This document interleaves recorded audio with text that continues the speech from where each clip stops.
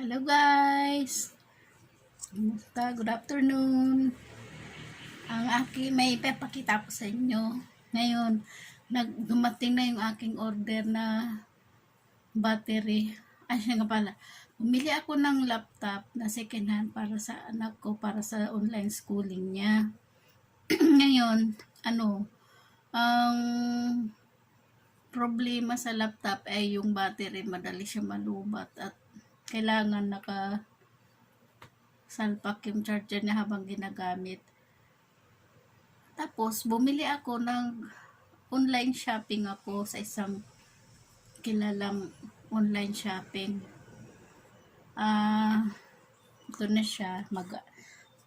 Tatanggalin natin. Actually, binuksan ko na to kanina kasi habang dinideliver ng excuse me, carrier nung nag-deliver, tiningnan ko talaga, pinakita ko sa kanya kung kung tama ba yung size nung in-order ko, pero na-disappoint ako at hindi tama, at papakita ko sa inyo.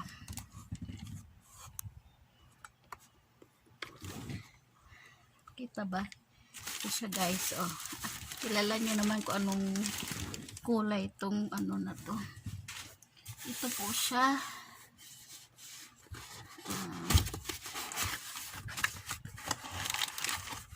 Makita, mayroon siyang manual user. Ito yung battery.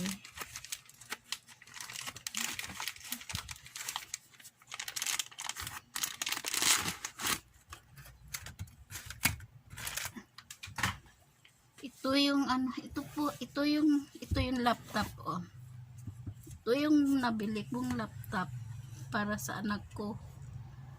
At ito yung kanyang original na battery.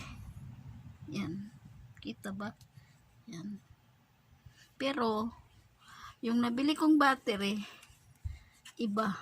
Ito mas malapad siya.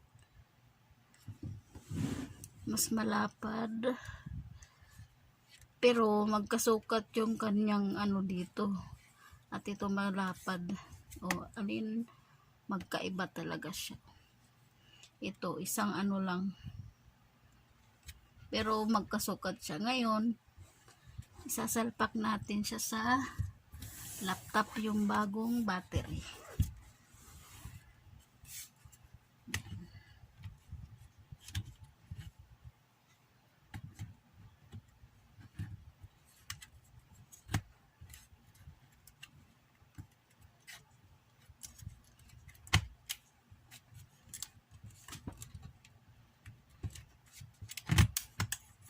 Ang hirap ay.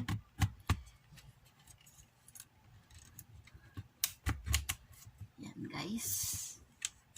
Salpak na siya. Sukat siya sa laptop. Ang kaso medyo umbok yung kanyang sa likod. Umbok siya at para siyang nakatuwad pag ginaganyan. Kita nyo naman, Pero okay lang siya. Wala naman akong choice para ibalik. Dahil nga, yan. Okay naman siya at gumagana naman. Yan. Meron na siyang ilaw. Yan. Kailangan pang isiting siya dahil bago yung battery. Ngayon may magagamit na yung anak ko na pang online. Kailangan lang siguro nito. Yan guys.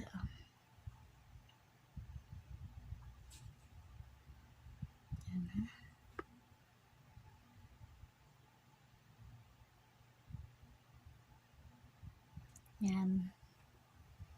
Okay naman siya. Nabili yung laptop na yan. Nabili ko siya sa online din. Medyo pa siya, maganda. Hindi battery lang ang kulang niya. Yan siya mo. Yan. Battery lang ang maano sa kanyang may issue. Pero at saka yun lang. Okay naman yung ano niya. Kaya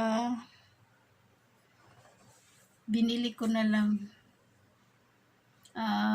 Kahit medyo mahal yung delivery charge dahil medyo malayo, okay na rin para may magamit lang ano. At doon naman sa seller ng battery, sana naman kapag mayroong nag-order sa inyo, sana naman yung order mismo yun ang ibibigay, yun din ang kailangan ibibigay, hindi yung iba yung ibibigay nyo para lang may mabinta kayo, para hindi masayang yung inyong kung ano-ano man. Sana naman ayusin nyo yung inyong service. Kasi nagbabayad naman kami ng tama. At doon sa mga ano, at pag ako naman ang tawag nito, order, bago ko i-check out, chinachat ko muna yung seller. Pero okay naman sa kanila. Yun lang. Okay sila ng okay. Ang pagdating ng items, minsan mali. Mahirap na magbalik nung items. Gagastusan ka pa talaga. Dahil kailangan mo pa ilabas, ihulog, para ibalik sa kanila. Tapos pag may nandun sa kanila, matitinggan na lang. Kailangan mong i-remind sila ng i-remind para maibalik yung items na binayaran mo na. So yan guys, sana sa mga seller din, ayusin na lang naman din natin yung kung ano yung order ng inyong mga customer. So yun lang ang aking papaliwanag. So yan guys, ayan, medyo mag-update na tayo. Kung nagustuhan nyo man aking video, thumbs up na lang, ay mag-subscribe na lang kayo kung bago kayo sa aking channel. At kung doon sa mga hindi naman bago, syempre mag-thumbs up na lang, comment, share kung pwede. At ngayon, kung ano,